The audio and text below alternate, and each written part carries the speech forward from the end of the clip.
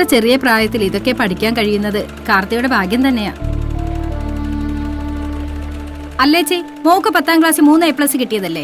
ഇനി തുടർന്ന് പഠിക്കാൻ വിടുന്നില്ലേ? ഇന്നത്തെ കാലത്ത് +1 അഡ്മിഷൻ അതൊന്നും പോരെന്നാ പ്രിൻസിപ്പൽ പറഞ്ഞത്. അത് ശരിയാ. പക്ഷേ കാർത്തിക ഭിന്നശേഷിക്കാരിയല്ലേ? ഭിന്നശേഷിക്കാരായ കുട്ടികൾക്ക് അവരാവശ്യപ്പെട്ടാൽ തൊട്ടടുത്ത സ്കൂളുകളിൽ പ്രവേശനത്തിന് അർഹതയുള്ള കാര്യം അറിയില്ലേ? ഇല്ല. കുട്ടിക്ക് അഡ്മിഷൻ കിട്ടിയില്ലെങ്കിൽ തീർച്ചയായും നിങ്ങൾ ഭിന്നശേഷി കമ്മീഷണറേറ്റിൽ പരാതി നൽകണം. അഡ്മിഷൻ വീട്ടിൽ കൊണ്ട് തരും. പൊതുവിദ്യാഭ്യാസത്തിന്റെ കാര്യത്തിൽ ഭിന്നശേഷി വിദ്യാർത്ഥികൾക്ക് തങ്ങൾ ഇഷ്ടപ്പെടുന്ന സ്കൂളിൽ പഠിക്കുന്നതിനുള്ള അവകാശം ഉറപ്പാക്കിയിട്ടുണ്ട്.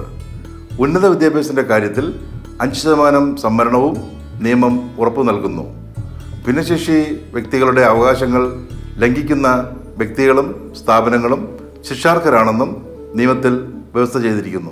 ഭിന്നശേഷിക്കാരുടെ അവകാശങ്ങൾ നിഷേധിക്കുന്നത് ശ്രദ്ധയിൽപ്പെട്ടാൽ നമുക്കും പരാതിപ്പെടാം.